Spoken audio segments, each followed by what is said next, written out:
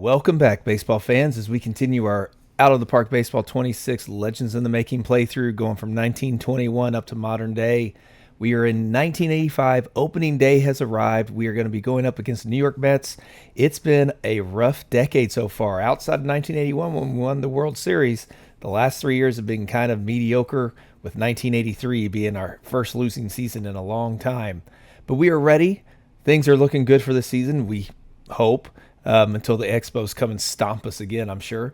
But we have made some additions. You'll notice the top of our lineup are two of those additions. We signed Paul Molitor to be our second baseman, so he's going to be leading us off. And then we signed Dave Winfield to put into the outfield. He's going to be batting second. Jack Clark's batting third at first base. Mike Schmidt will be at third. Fred Lynn in center. Dave Parker in left. Carlton Fisk at catcher, and Ozzie Smith at short. We also have Steve Garvey, Mike Sosha sitting in the back. Vince Coleman is going to be coming off the bench. John Kruk as well. So we do have we'll see how it goes. I'm not sure, but we've got him. Our rotation is Nolan Ryan, Orel Hershiser.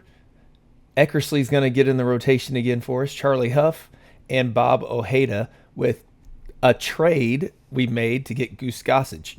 He's got 1 year left on his contract. He was on the trading block. We needed help. We went and traded. We gave away Eduardo Rodriguez, Ron Mathis, and Tony Pena Sr. because Pena wasn't getting in there, and I don't think he's our long-term. We have Terry Steinbach coming up. I don't think we're losing anything as far as that goes.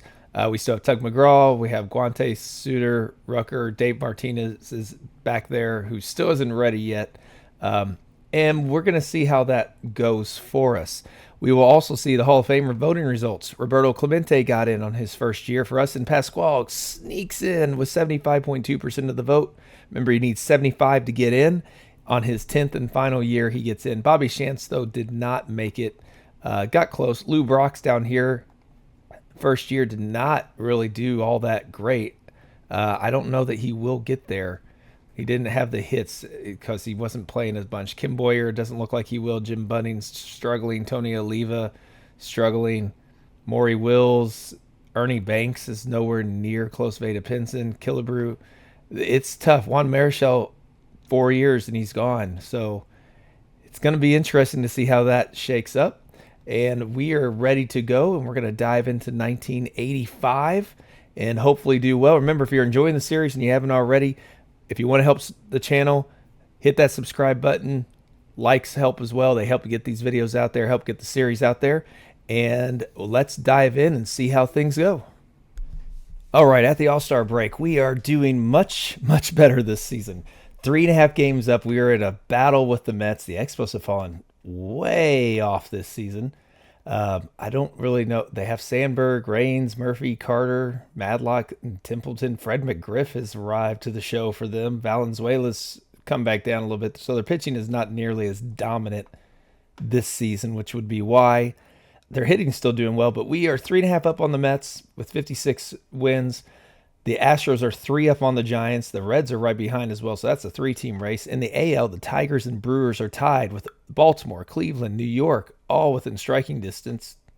And Texas is 4.5 up over Seattle. It looks like it's settling into a 2-team race over there. When we look at the league leaders in the AL, it's Cecil Cooper with a .334 batting average. Gorman Thomas sitting with 25 home runs. Pedro Guerrero, again, an RBI machine with 78. I'll take Vlad any day whenever he comes along. Gary Pettis with 41 stolen bases. Guerrero with a 1.008 OPS and a 4.7 WAR. Steve Sachs has a 17-game hitting streak. Steve Mira, 2.10 ERA. Dwight Gooden with 11 wins, tied with Scott Sanderson. And Gooden has 139 strikeouts. He's got a 2.61 ERA. He's got a shot at getting that Triple Crown, and that is a big reason why Texas is there. They can't hit home runs, apparently, 22nd, but they can score runs. They're like some of our teams of the past. Tom Niedenhofer has 22 saves, and Dwight Gooden with a 5.1 pitcher WAR. In the NL, Wade Boggs is hitting .375. Larry Parrish has 23 home runs. Our guy, Dave Parker, is back to getting RBIs. He's 4 away from his total of last year. He's already tied his total from 1983. He's got 69 at the break. Rickey Henderson has 26 stolen bases. Murray with a 1.042 OPS. Boggs sitting with a 5.2 WAR. Keith Moreland and Tim Raines both have 18-game hitting streaks. Charlie Huff with a 2.32 ERA, closely followed by his teammate Eckersley with 3.6 and John Matlack for the Mets. John Tudor has 15 wins. Huff, man, he is 15-3. Huff is 12-3 though, not too shabby. Mike Witt is sitting at 129 strikeouts. They all have more games pitched than we do. 126 for Ryan. Gossage has 26 saves. That is proving to be a good trade. I don't know if we're going to re-sign him though. He's wanting a little bit more money than I feel comfortable with because I don't think we need him as much with Eckersley soon to be moving back. And then Mike Witt has a 5.0 pitcher WAR. Hershiser's up there as well with a 2.94 ERA, 102 strikeouts, 11.5 record. When we look at the All-Star teams, we will see in the AL, Dwight Gooden gets the start for Texas, 11-5, 2.61. We've already seen his stats. Gary Lavelle for Seattle, 2.61 ERA, 21 strikeouts, 4-0 with 1 save. Dick Deitz again for Milwaukee gets it at catcher at 43 years old. He must be giving himself, I mean, he's leading the league in walks and on-base percentage. He's hit a 480 on-base percentage. That's insane. And he does not have those Hall of Fame numbers, though. I mean, the guy retired in 1973 in real life, and yet he's having way better years right now than what he ever had at the end of his career, which is interesting that he's doing that much better. He just doesn't put together the numbers outside of he gets on base all the time. I'd take him. Ron Hasse is sitting there at catcher as well. We've got Don Mattingly at first base, hitting 303, 12 home runs, 50 RBIs. Willie Randolph at second. He's got 11 stolen bases there. George Brett does have for California at third base, hitting 287 this season. Tony Fernandez at short, hitting 322. Pedro Guerrero, we've already seen what he's doing. Willie McGee, I loved Willie McGee growing up. I was a Cardinals fan, as you can tell. 322 average, 33 RBIs. Lee Lacy for Detroit is sitting there with 6 home runs, 29 RBIs in the subpar average, but he made it. Valenzuela gets the nod as the starter, but Eckersley and Huff both make it for us. Goose Gossage gets the start for us as well. Gary Carlton Fisk is back on the team, though. That's good to see. Jack Clark is on the team, but Eddie Murray beats him out with his 325. Clark has 15 home runs, though, 301 average. He has an opt-out coming soon, so that's one reason I don't want to sign Gossage. We're going to have to maybe make a run for Clark. Tony Phillips, second base. Wade Boggs at third. Cal Ripken Jr. at short. Dave Parker's back on there as well. Tim Raines, though, gets the start, as well he should. I mean, these are 21 stolen bases. He's hitting 319. That's a good, much better slash line other than the slugging. You've got Rickey Henderson in center. And Dave Winfield, we brought him in, and he gets the start. He is hitting 300, 12 home runs, 14 stolen bases. That's what we like to see. So he is doing his job up in second. He's on pace for 107 runs. Paul Molitor's on pace for only 79. He's not getting on base as nearly as much. He's 282 on base. We might swap him and Ozzy because Ozzy's getting on base a whole lot more. Or we might just move not Dave.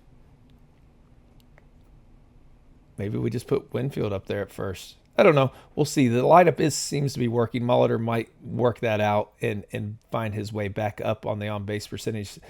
We'll see how that goes.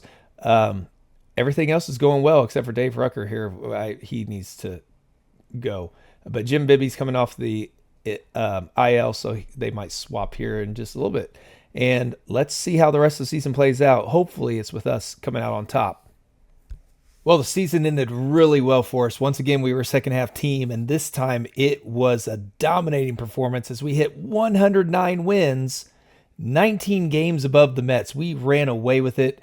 Went up against the Astros, who won the West by 8 games. Meanwhile, in the AL, the Brewers squeaked by, holding off the Tigers by 1 game, and the Texas Rangers won by 6 over Seattle.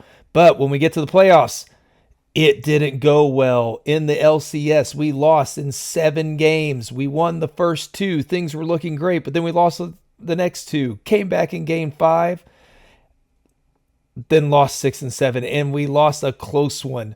Gossage gave it up. If you go look at the box score, we lost in 10 innings. It was a heartbreaker. So things did not go well. Alan Ashby got the MVP there, but we did lose to the eventual champions. Houston went on to win their first championship in their second appearance in the playoffs.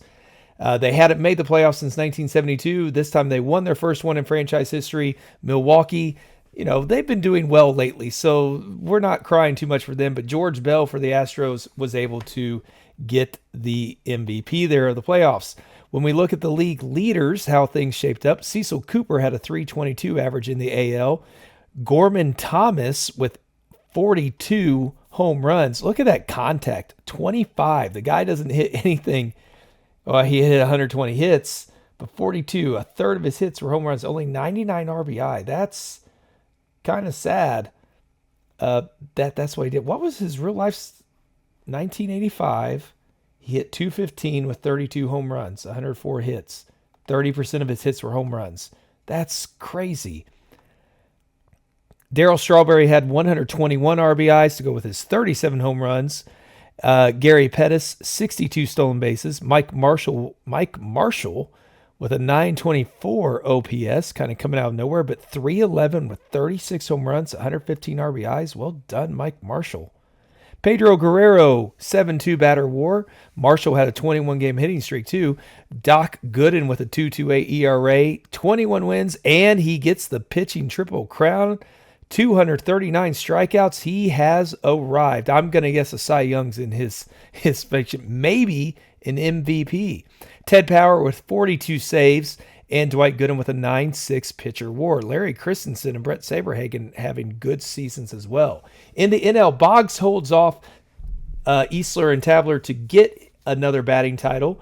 Don Baylor with 39 home runs. Jack the Ripper Clark putting together a fantastic season, carrying us until we got to the playoffs. But 35 home runs, 301 average, 98 RBI, second in the league in home runs. Dave Parker, second in the league in RBIs for us, hitting 300 again. That was great. He doubled his home run total from the previous two seasons. Dale Murphy, though, had 125 RBIs to lead the way. Rickey Henderson barely squeaking out over Tim Raines and Andy Van Slyke with 48 stolen bases. I didn't know Van Slyke had that kind of speed. Apparently he didn't, but he still did well.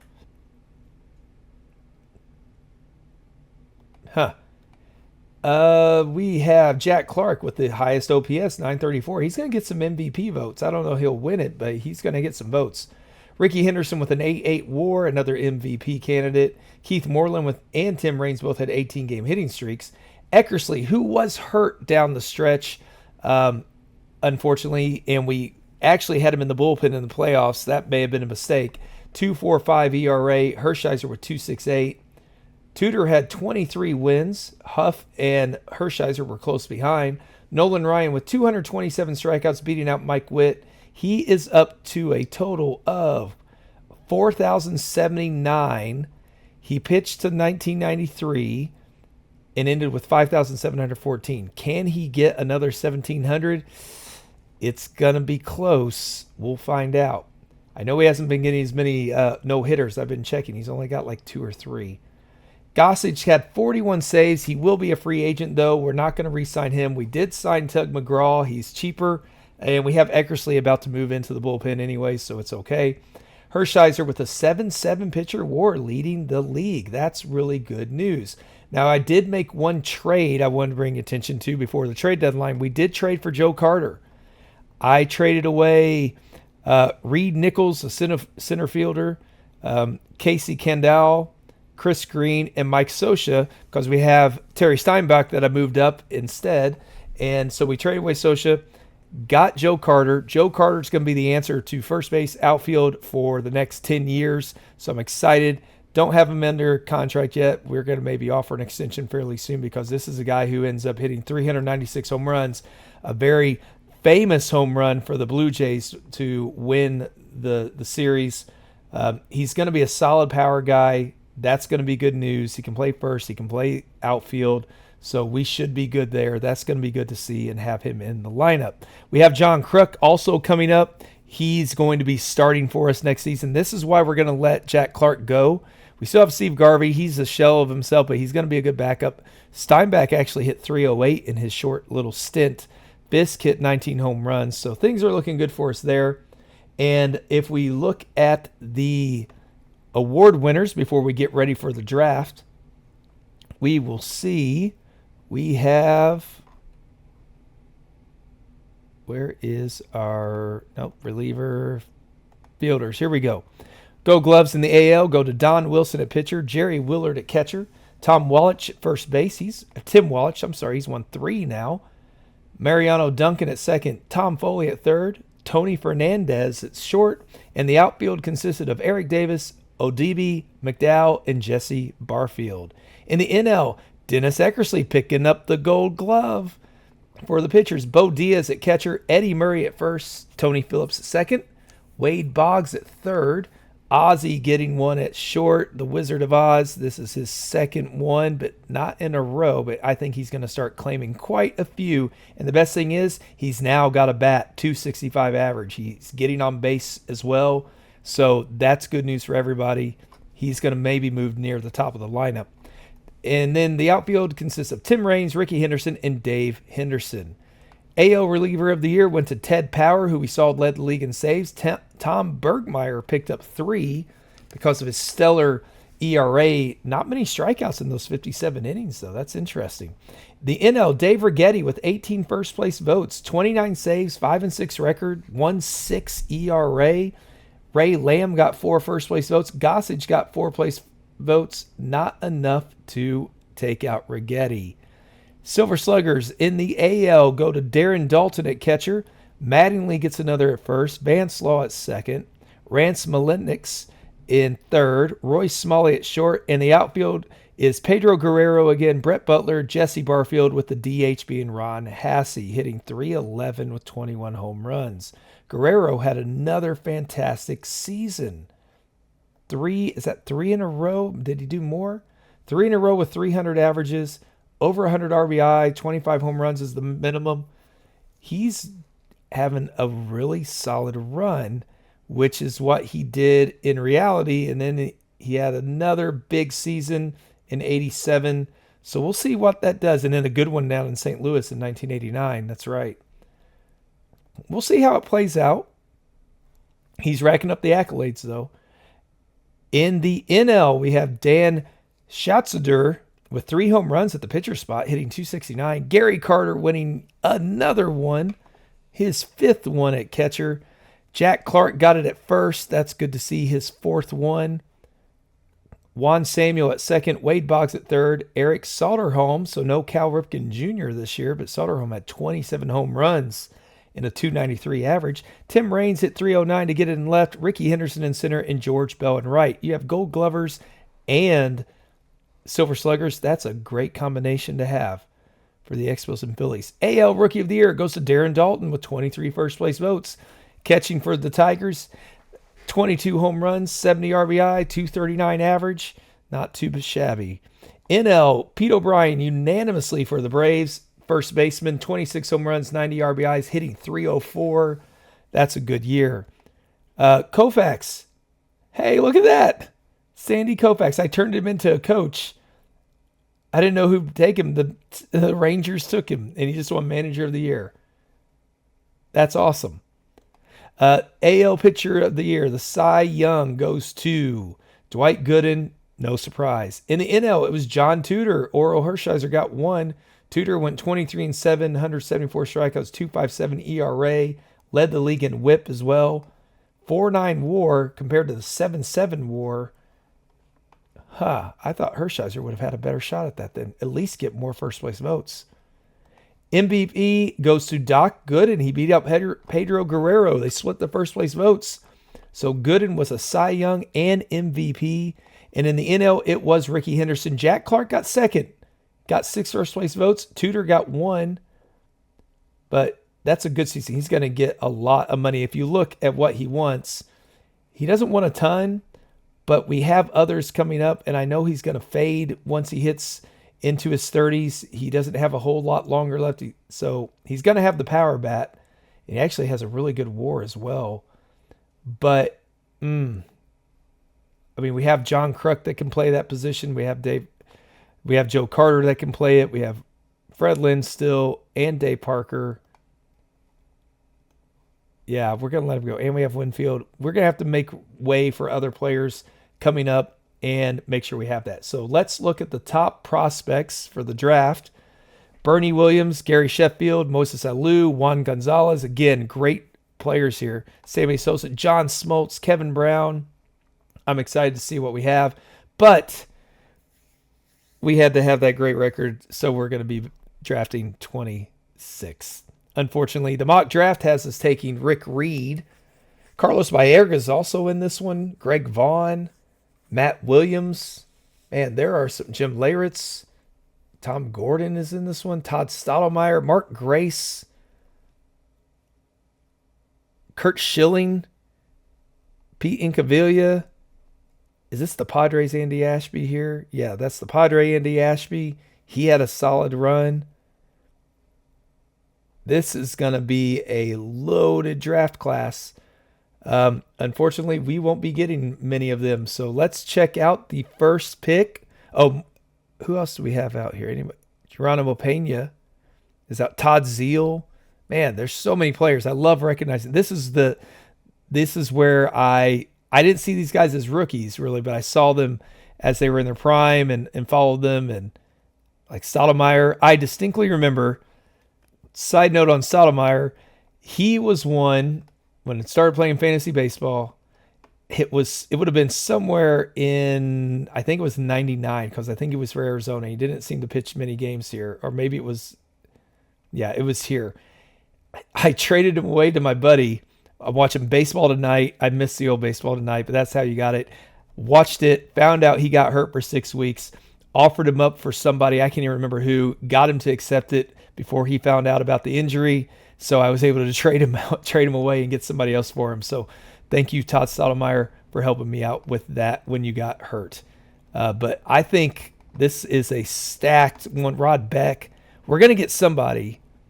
We're not going to get the Hall of Famers, but we're going to get somebody. The Dodgers get the first pick. Gary Sheffield. Who are their top? They have Randy Johnson, Doug Drabeck, Sandy Alomar Jr., Jeff Brantley, and now they just got Gary Sheffield. Good grief. Boston's going to take John Smoltz. Padres get Kevin Brown. Kurt Schilling goes to the Angels. Moises Alou to the A's. The Twins take Bernie Williams. Pittsburgh takes Sammy Sosa. Chris Hoyles goes to the White Sox. Mel Rojas to the Braves. Juan Gonzalez goes to the Orioles. San Francisco gets Roberto Hernandez. Eric Hansen to the Yankees. Rod Beck to the Expos. Tom Gordon to the Blue Jays. The Cubs, Xavier Hernandez. Through 16 picks, Dave Veers goes. There's still Grace, Baerga, Matt Williams, Bo Jackson. Oh, I forgot about Bo.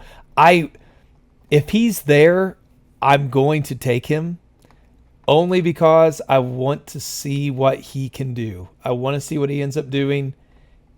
I don't know what's going to happen with his career cut short,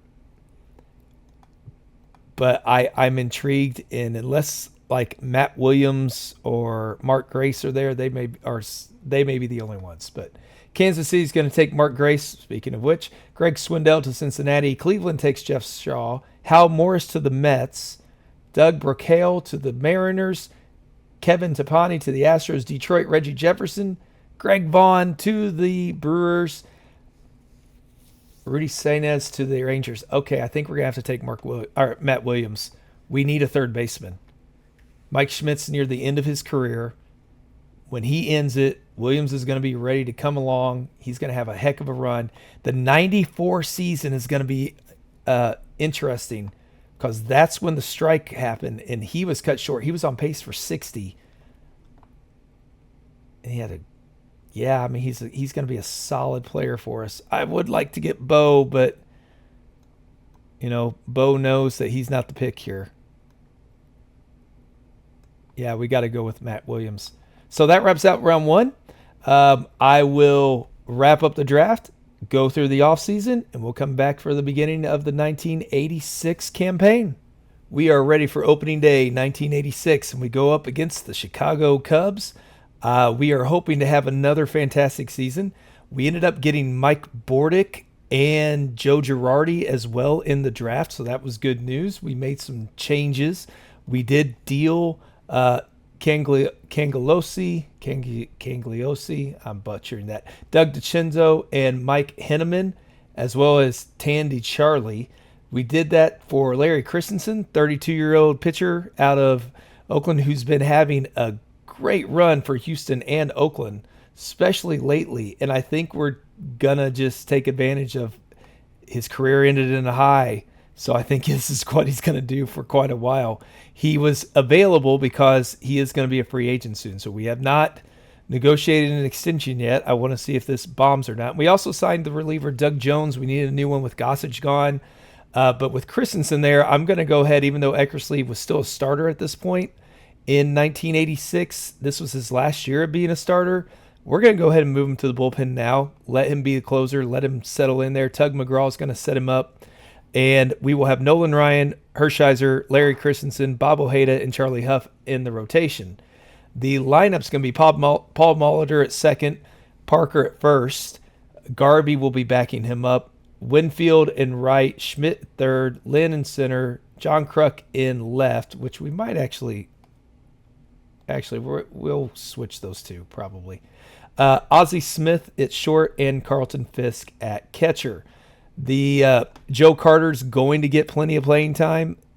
Vince Coleman's going to get some playing time. We almost traded him away. Rafael Ramirez is another backup, and Terry Steinbach's going to get some playing time. So I'm excited for what we have. Hall of Fame voting results. Jim Palmer, 99.2% on his first one. Frank Robinson, 98.9% on his first ballot. McCovey got close. Kim Boyer did miss. So did Ernie Banks. That's crazy. 465 home runs.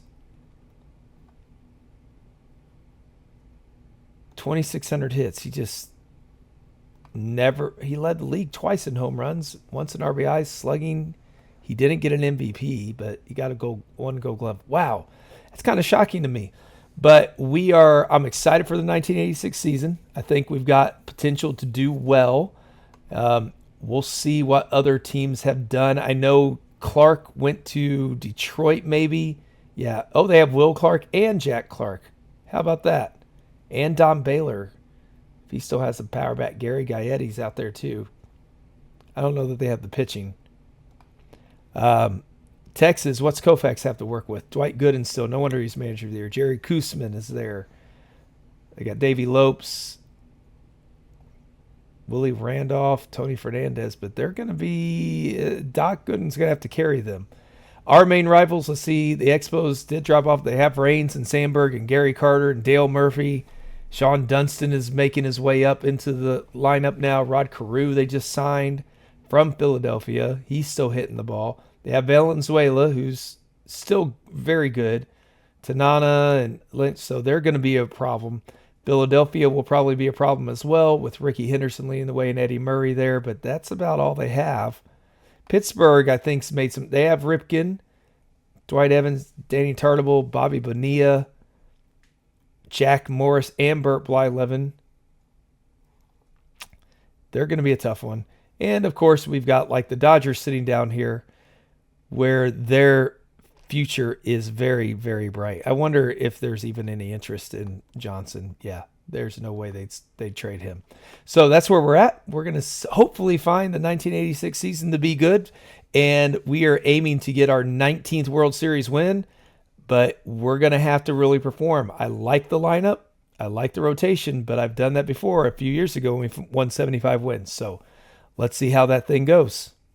Well, this season is going well to start, but we are in a close race against the Pirates, 3 games up on them. Both of us having really good seasons. Everybody else seems to be out of it. In the West, meanwhile, San Francisco and Houston are tied, a half game up on the Reds, so a 3-team race there.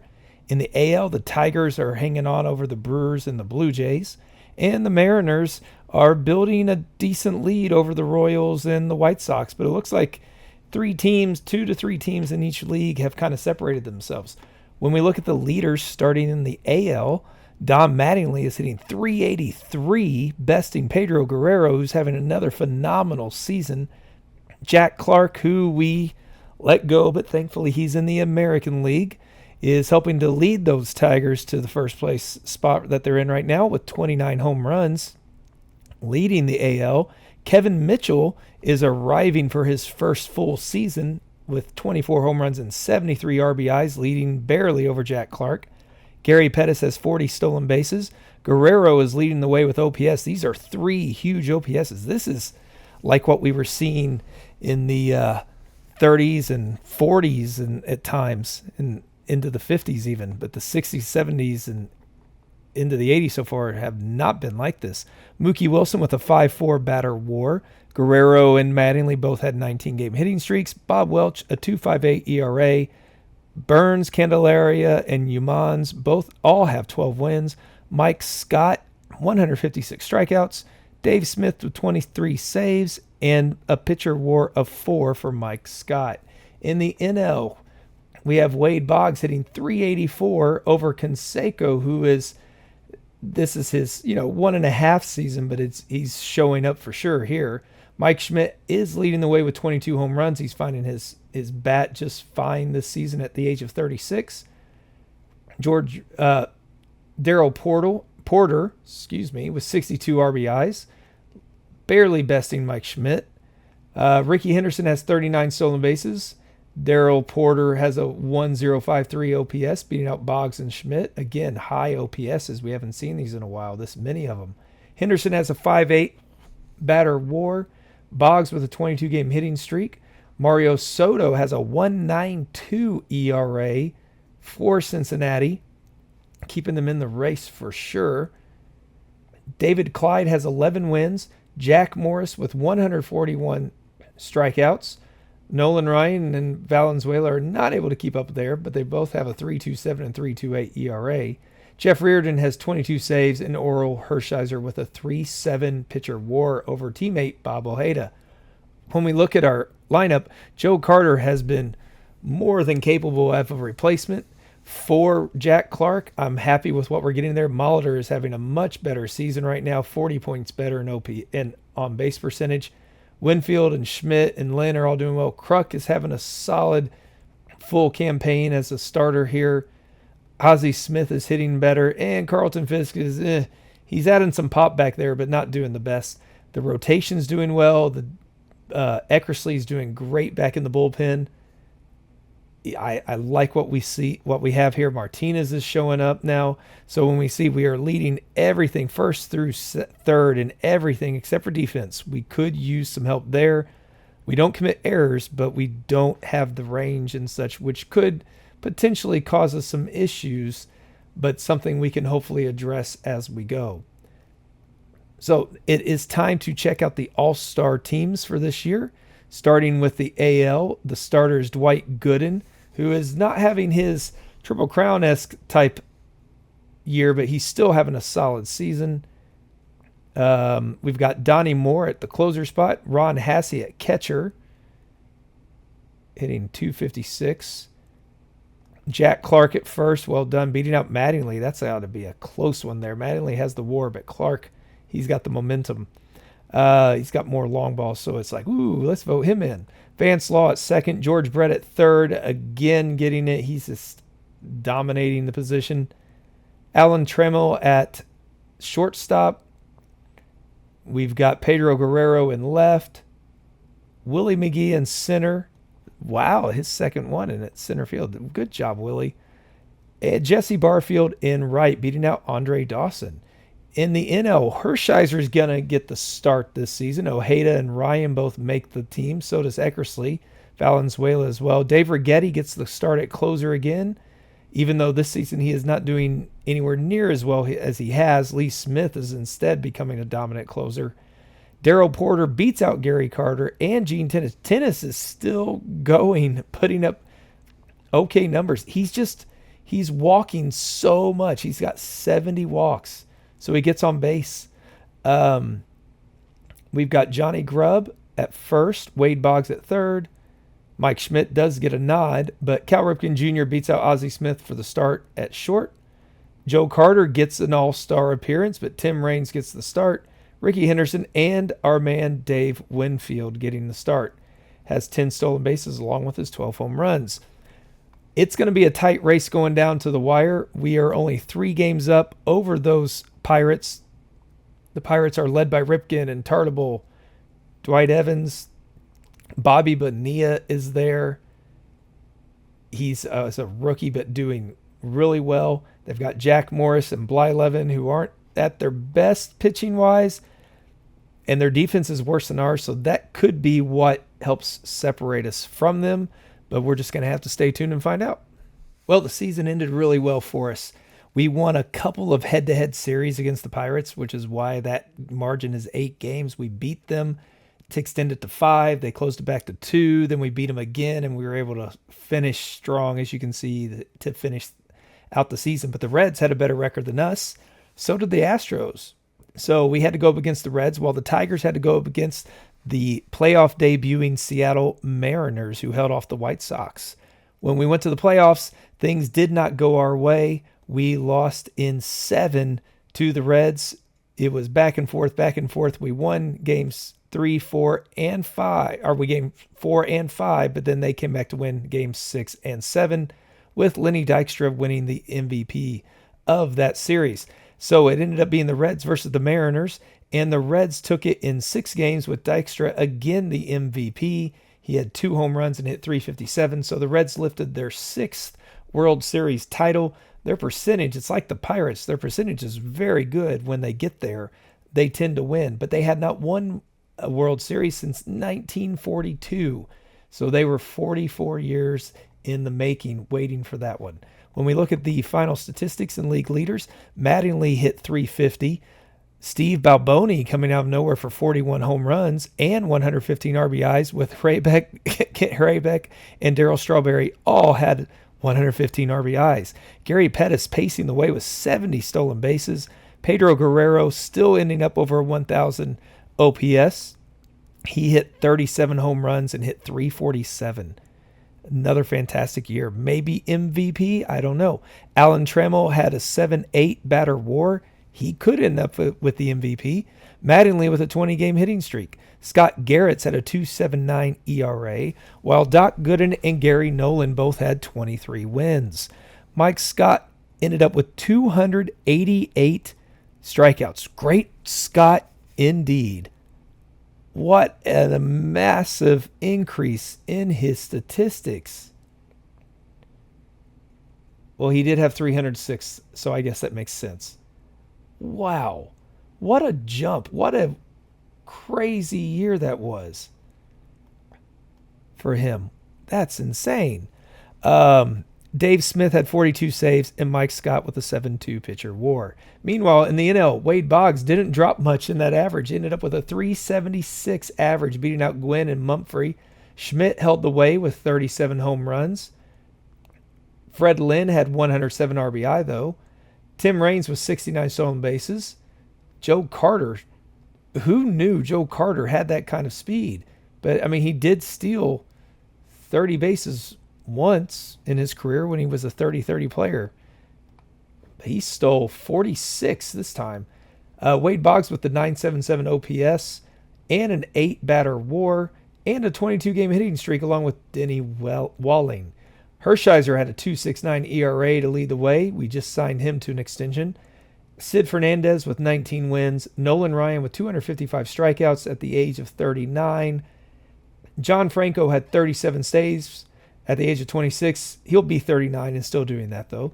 Hershiser with a 7.5 pitcher WAR, beating out Hurst and Ryan. Hershiser might have a Cy Young on the books on this one.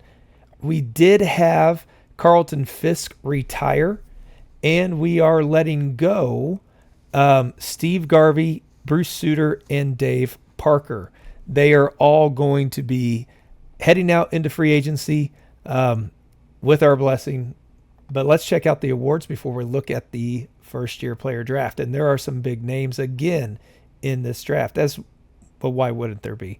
Gold Glove winners in the AL, Jim Deshaies for Toronto, Bob Kearney for Baltimore, Tim Wallach at first, Ozzie Guillen at second for the White Sox. That's nice. Wayne Tollison at third, Alan Trammell at short, Eric Davis in left, Willie Wilson in center, and Jesse Barfield in right.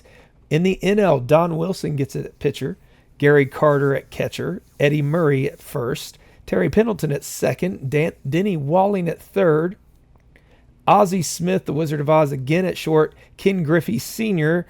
in left, and I have to denote senior because junior is showing up in this draft. Chili Davis in center, and Warren Cromartie in right. So I guess we can go ahead and pencil the Dodgers in getting Ken Griffey Jr. to make it more historical, I guess. The AL unanimously elects Dave Smith as the reliever of the year with his 42 saves, 1.78 ERA.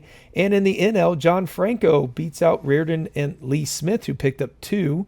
Eckersley picked up 2 points, no first places, but Tom Berkmeyer did get 1 first place vote. Silver Sluggers in the AL go to Larry Sheets of Milwaukee. Don Mattingly at first, hitting .350 with 26 home runs, scored 113 times to go along with his 104 RBI. He could have an MVP season there. Frank White at second, George Brett at third, Kevin Mitchell at short. I never knew he played shortstop, but he did for 25 games in his career. Interesting. Pedro Guerrero in left, Strawberry in center, Jesse Barfield in right, and Kirby Puckett as the DH. In the NL, it was Rick Mauler at pitcher, Darryl Porter at catcher, Johnny Grubb at first, Tony Phillips at second, Wade Boggs at third, Eric Soderholm beating out Ripken at short this time, Tim Raines in left, Rickey Henderson in center, and Danny Tartable in right. The Rookie of the Year in the AL went to Floyd Youmans with 10 first-place votes over Will Clark, who hit .286. But Youmans had 211 strikeouts, pitched 255 innings, and won 17 games. Glenn Davis also got some votes with his 30-home run, 108 RBI season. And Casey Candale with 249 average. How he got votes, I don't know. His defense must have been absolutely phenomenal. 21.8 zone rating. Yeah, I guess that's why. I guess that makes sense. Bobby Bonilla gets it for the Pirates, beating out Barry Bonds, who hit .212. Wow, for Atlanta. But Bobby Bonilla did hit .285. Jack Lazorka also picked up 3 first-place votes. Cy Young goes back to Gooden with 20 first-place votes. Dave Smith and Mike Boddicker also picked up a few. In the NL, it went to Hershiser, our man, beating out Jose De Leon by 2 first-place votes. Nolan Ryan picked up 3, and Valenzuela also picked up 3. Tom Seaver still picking up some stuff at 41 years old for the Giants. Not as dominant as he was, but he's still getting it out. Larry Christensen, who my thesis proved right there, and he is going to be a stud, so we went ahead kind of gaming it a little bit and signed him to a 10-year extension. So he'll be at that last 3 of his career, hopefully, and be repeating similar 200 inning, 180 to or so strikeout, 3 ERA seasons for us. Bob Ojeda also had another phenomenal one. We signed him for a 7-year contract, I believe. So we've got our pitching staff locked down with Hershiser, Ojeda, and Christensen. Ryan is still there, but he is getting up there in age, and we know at 45 he'll leave no matter what, because that's how the game's been doing it. In the AL, Pedro Guerrero wins another MVP, his second one. Mattingly was close, but the other one was Mookie Wilson picking up 2 first-place votes, but finishing way down in 6th place. And in the NL, it was Boggs, not unanimous. Schmidt took 1, and Joe Carter took 6 with his 30-30 season. But it wasn't enough. Now, when we look at the draft, you'll see Albert Bell is denoted as the number 1 rookie, but Ken Griffey Jr. is the number 3 prospect, and we know he's actually number 1. I mean, with that swing and everything, Craig Biggio, Todd Hundley, Ray Langford, I was a fan of his as a Cardinal. So it's going to be interesting to see what we have here. So without further ado, let's jump into before we do, let's take a look at who the upcoming free agents might be. Tim Raines at the age of 27 is going to be out there. Alan Trammell at 28. Mookie Wilson will be. Lee Smith. Kirk Gibson. Gail Hopkins at 43 is noted. Davey Lopes at 41. So we got some older players as well. Ron Say, how's he been doing for San Francisco? He's been doing fairly decent for them. Good to see, because he hasn't been knocking us out of the playoffs, so I'm okay with that. Rod Cruz back on the market, but I don't know that he's going to be getting anything this time. His stats here don't seem quite as strong. Bob Horner as well will be getting there. He's been having a solid amount of seasons. But now let's jump into the first-year player draft. We are drafting 24th. Yeah, so Bell, Biggio, Griffey, I mean, they're all going to be gone. Derek Bell is in there. Steve Finley, Scott Brocious, Delino DeShields, Geronimo Pena, Jose Vizcaíno, Jose Valentin. You know, there's decent hitters out there. Quite a few, actually, but not enough to fall back to me. So we will need to probably play the free agent market some more or make some trades. Rob Nin and Kevin Apier are the two top pitchers. Mike Stanton, Mike Timlin, Andy Ashby is back because apparently he could not reach a deal with the A's after being picked in the second round last year. And that looks about all that I recognize. I'm sure I'm missing somebody, but we'll find out. Let's start that draft and see when Griffey goes. Oakland's going to take Craig Biggio. Oh, it's probably because he started as a catcher, and I think they value catchers a lot. The Dodgers, go ahead. King Griffey Jr., here it is. No, they took Albert Bell. Why would they not unite father and son? The Phillies take Jr. instead, so either way, he's in the NL against us. Now he's in our division. Kevin Apier goes to Baltimore. Montreal takes Langford. California gets Mike Rimlinger. San Diego, Todd Hundley. Mike Stanton to the Red Sox. Rob Nin to the Cubs. The Royals take Mike Timlin. Gil Heredia to the Blue Jays. The Mets take Travis Fryman. Pete Harnish to the Braves. Jack McDowell to the Rangers. Andy Ashby goes to Cleveland. Scott Brocious to Milwaukee. The Twins take Steve Finley. Dave Hollins for the Pirates. The White Sox, Derek Bell. Buddy Groom to the Giants. The Mariners are going to take Mark Dewey. The Yankees, Wilson Alvarez. John Vanderwall to the Tigers. They recommend we take the Shields. Not the worst pick, but we also have Ozzie there for quite a while. And with Ozzie there, Mark Guthrie maybe. We might just take him because of nothing else. We could always trade him. Dave Nielsen. How was he? Yeah. Well, actually, this could be one of those things. His last 3 years there in the 90s were really good. When he was in his 20s, we may not get Piazza or anybody down there, so that might be the pick to take. Jose Valentin, Jose Vizcaíno, another shortstop, though. Yeah, we're going to go with Nilsson. See how that works out for us. Houston takes Dave Burba. The Reds, Henry Rodriguez, Geronimo Pena. Oh, that starts the second round. So I'm going to wrap up the draft, head into free agency and all of that. I think this episode we're going to wrap up here, and then we will finish out the 1980s with the next episode as we go through 87, 88, and 89. We are getting there. We're getting closer to modern day. I love that we're getting to these players. We know we're also getting to the era of the steroids where we're going to start seeing some huge home run numbers potentially, and some large strikeout numbers again, even more as we get closer to those swinging for the fences. But we will see how it goes. I want to thank you all for taking the time to join me on this, and we will catch you on the next episode as we wrap up the 1980s.